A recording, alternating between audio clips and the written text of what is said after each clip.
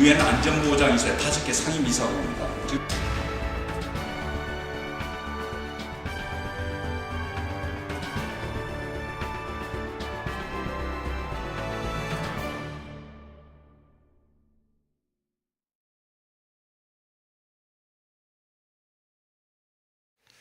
국제법이라고 하면 아마 여러분들의 다소 좀 생소하고 좀 먼 주제로 들리지 않을까 모르겠습니다.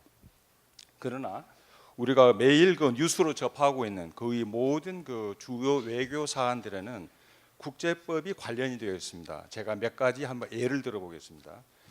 우선 그 우리에게 제일 큰 이슈가 뭘까요? 북한 핵 문제일 겁니다.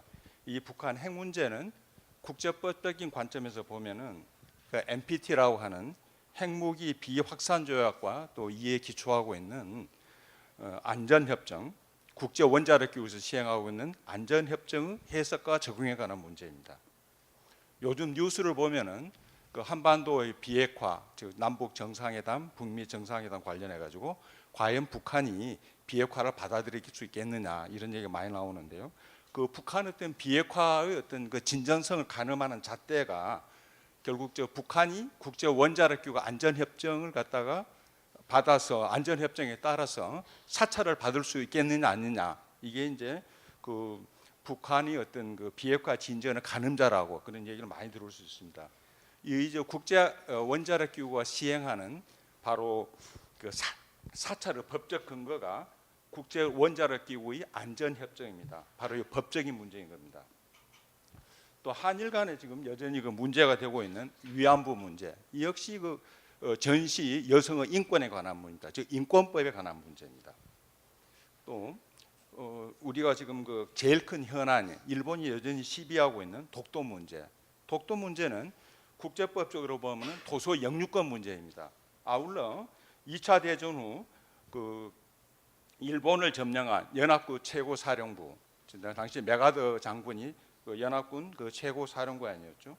이 메가더 사령관이 그 선포한 그 사령관 지령이 있습니다. 사령관 지령이 한 2,000개가 넘는데요.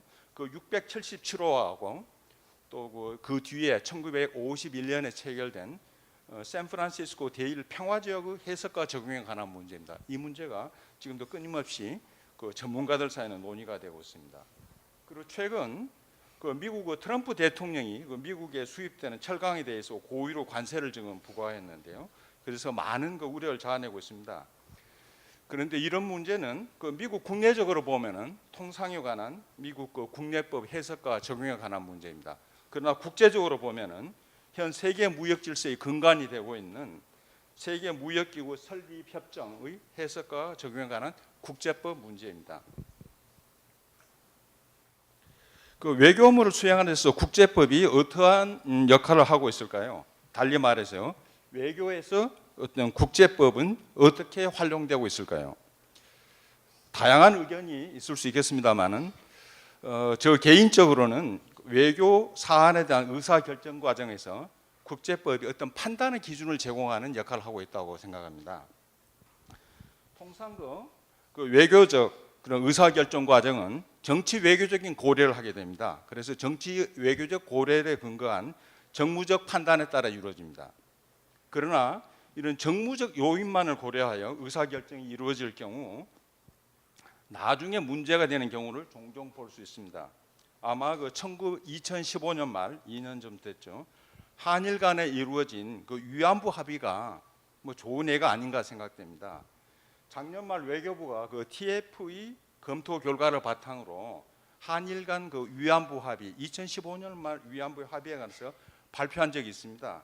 그 발표를 보면은 제 개인적으로는 국제법 부분에 대한 그 면밀한 검토가 좀 이루어지지 않았던 게 아닌가, 뭐 개인적으로 좀 그런 좀 의구심을 갖고 있습니다.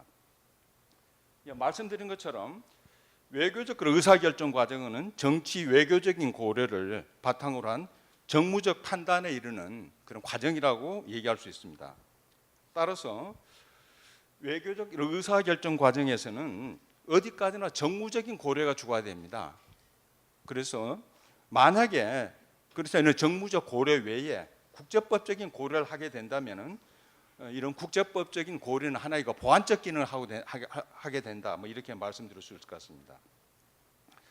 따라서 그 외교에서 이 국제법이 갖는 기능은 대부분 보완적입니다. 그래 필수적이진 않습니다. 따라서 외교 의사결정 과정에서 국제법적인 고려는 종종 배제됩니다. 무시됩니다.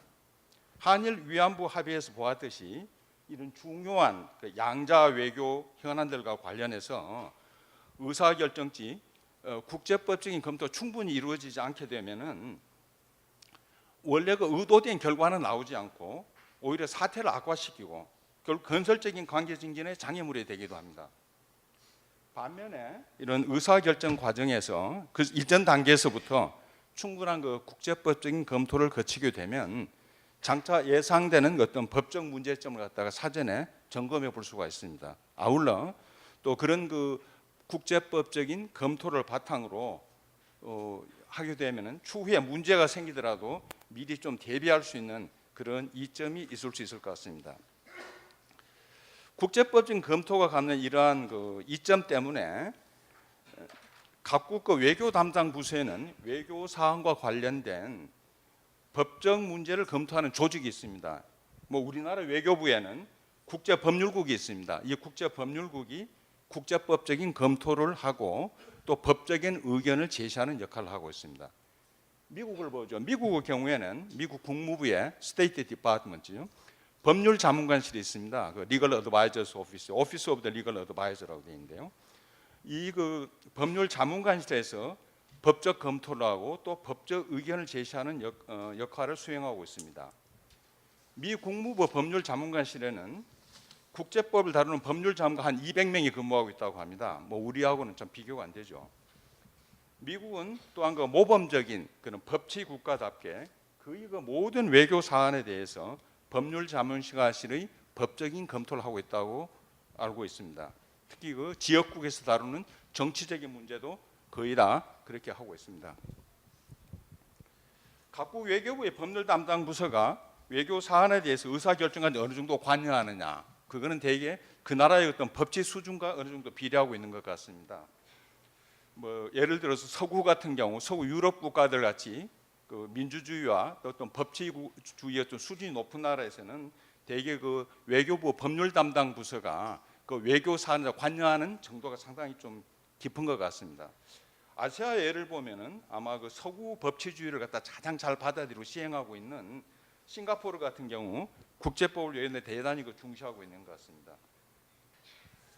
국제법이 또 그 다른 그 역할이라고 할까요? 보면은 국제 관계에서 요즘 굉장히 그 국제 관계가 굉장히 다층적으로 복잡해져 있습니다. 이런 국제 관계에서 국가들이 준수해야 하는 규범을 갖다 정립하는 역할을 한다고 봅니다. 국가들이 준수하는 행동 규범, 어떤 그 외교 활동을 하면서 지켜야 하는 어떤 규칙 이런 거는 때로는 그 정치적 선언 또는 뭐 행동 강령 이런 것으로 정해지기도 합니다. 그렇지만은 법적 구속력을 수반하는 국제법은 반드시 국제법 형식으로 정립되고 있습니다. 그래서 아마 우리가 앞으로 개최될 남북 정상회담이나 북미 정상회담을 통해 잘 진전이 돼서 한반도 비핵화 또는 평화 체제가 합의가 된다면은 결국 그런 최종 합의 결과는 최종적으로는 결국 그 평화 협정이라는 어느 법률 형식으로 문서화될 겁니다.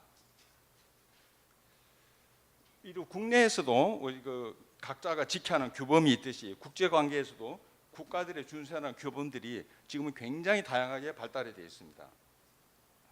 이런 국가들이 지켜야 하는 이런 규범은 통상 그 다자조약 형식으로 되어 있고요. 이런 게 다자조약 형식으로 규범들은 국가들의 외교면에서 중요한 어떤 지침이 되고 있습니다. 현재 그 국제 사회는 약 190개 주권 국가로 구성되어 있습니다. 이런 국제 사회가 안전하고 또 평화롭게 유지되기 위한 이런 평화와 또 질서를 담보할 수 있는 국제법과 제도가 다 마련되어야 합니다. 또 이러한 국제법과 제도를 국제사회의 구성원인 주권 국가들이 잘 준수해야만 합니다.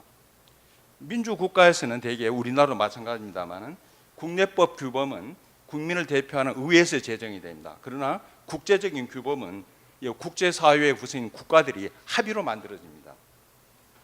이런 거 국제 규범에 입각해서 국제 평화와 안전이 잘 유지되기 위하여는 국가들이 합의된 규범을 우선 잘 지켜야 합니다. 또는 이를 위반하는 국가에 대해서는 제재를 가할 수 있어야 하고, 또한 국가들 간에 분쟁이 생길 경우 이런 분쟁을 해결할 수 있는 사법 절차가 마련돼야 합니다. 아시겠지만 2차 대전 후 출연한 게 유엔입니다.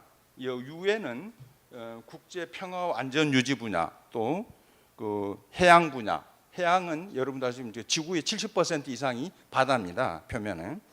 또 인류의 보편적 가치를 증진시키기 위한 인권 분야, 또 현재 인류 생존에 가장 위협이 되고 있는 기후 변화 분야, 이런 각 분야에 걸쳐서 유엔 주도로 지금까지 수많은 그런 국제 규범이 정립되어 왔습니다. 이러한 규범들은 현재 우리나라를 비롯해서 지구촌 가족이 누르고 있는 이런 평화 번영 어떤 법적 기반이 되고 있다고 얘기할 수 있을 것 같습니다. 국제 평화 안전 유지 분야에서 어떤 정립된 국제 규범으로 무엇보다도 유엔 헌장을 들 수 있을 것 같습니다. 유엔 헌장은 1945년 4월부터 6월까지 미국 샌프란시스코 개최된 국제 회의 결과로 채택된 문서입니다.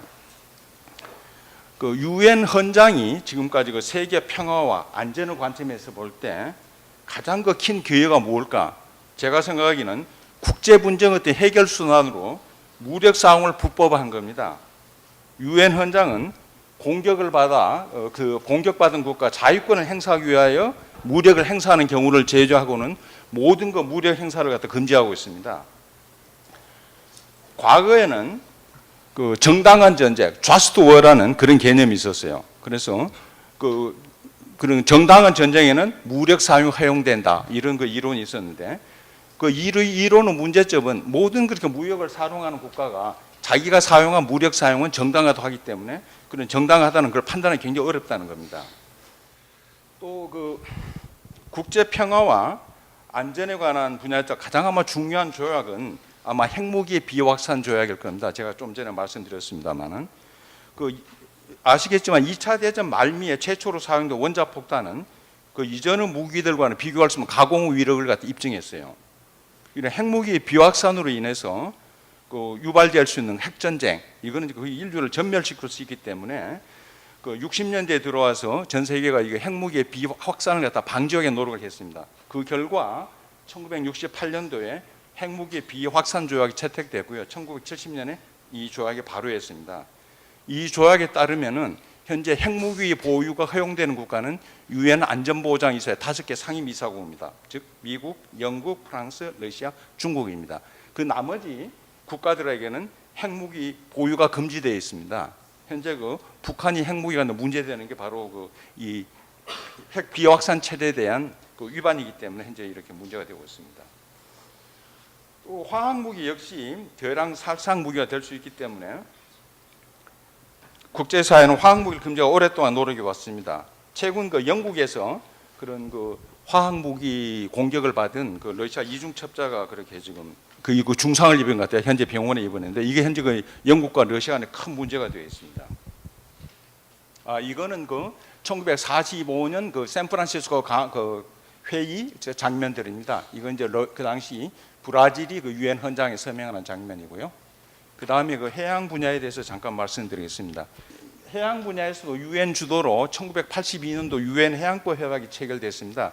이 협약은 현재 대양 헌법이다 이래 불리고 있는데요. 그런데 여기 지도에 보시면은 현재 비당사국과 당사국들의 표시다. 그러니까 파랗게 표시된 부분들은 다 현재 해양법 협약의 당사국입니다. 현재 해양법 협약의 당사국이 우리나라를 포함해서 167개국이요. 또 유로피안 유니언이 국제기구로 들어와 있고요. 나머지 가운데 미국이 아직까지 이 협약에 들어와 있지 않습니다. 이게 이제 유엔 해양법 협약에 따른 국가의 어떤 연안국의 관할권을 나타내주는 도표입니다.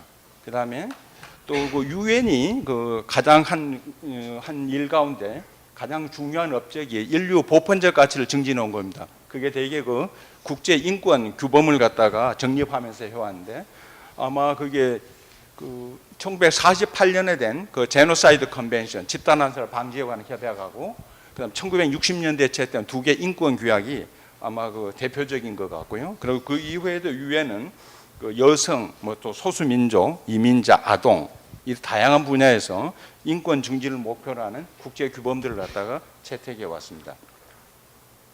아마 지금 인류가 당면한 가장 큰 도전은 기후 변화일 겁니다. 기후 변화 문제. 이 기후 변화 유엔의 주대로 1992년도에 기후 변화 협약이 채택됐고요. 그 뒤에 97년도에 교토 오정서, 그리고 가장 최근에는 2015년에 파리에서 파리 협정이 채택됐습니다. 이 장면이 반기문 총장님께서 그때 주도하셔서 이 협정을 갖다 타결하고, 그때 아마 타결된 날 아마 이 모습일 겁니다. 아마 이 파리 협정은 우리 반기문 총장님께서 10년간 제지감서 이루어간 가장 큰 업적 하나로 제가 알고 있습니다. 이게 이제 당시 파리 협정을 갖다 서명할 때 미국의 존 케리 국무장관 자기 손녀를 데려와서 서명하는 장면입니다. 이제 이게 있고요.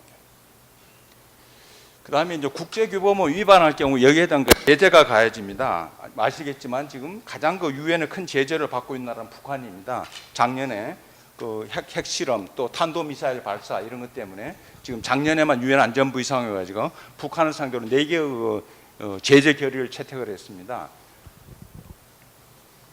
그리고 이제 유엔 안전보상위원회는 또 무력 제재도 할 수 있는데, 아마 이게 1950년에 한국전이 발발하고 난 유엔 안전보상위 이사회가 무력 파병 권고 결의안을 채택한 장면입니다.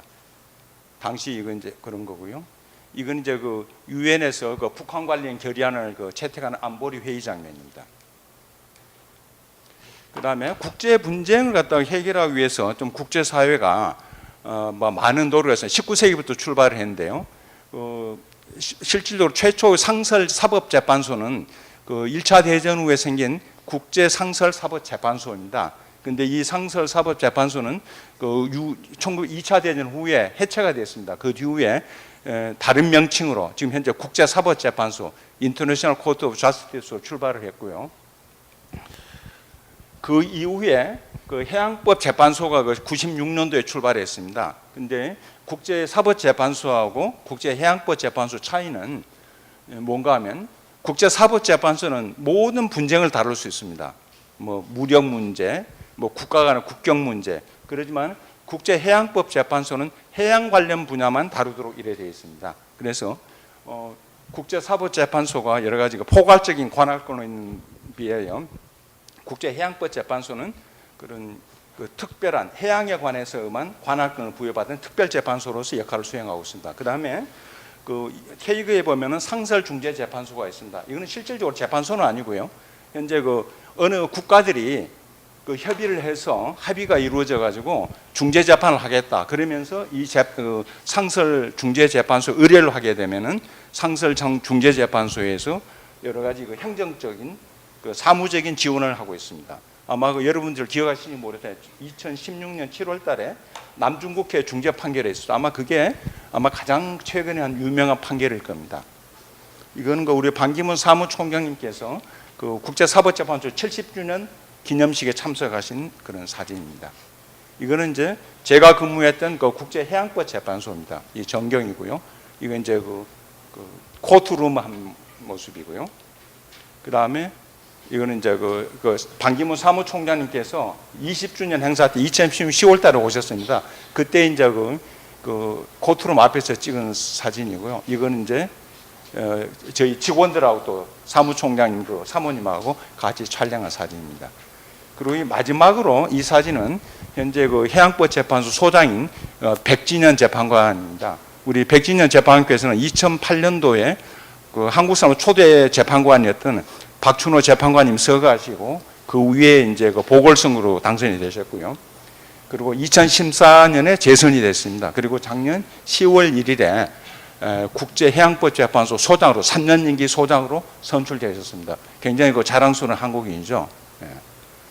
여기 혹시 이거 법을 하시는 분이 있으시면은 아마 모델로 삼으시면 될 것 같아요. 굉장히 훌륭하시고 제가 오랫동안 같이 일을 했는데 굉장히 유능하시고 한국 사람으로 드물게 세계 탑 클래스 그런 유럽의 법률가들하고 논쟁으로 전혀 빠지지 않는 그런 모습을 보고 제가 굉장히 많은 깊은 인상을 받았습니다. 감사합니다. 경청해 주셔서 감사합니다.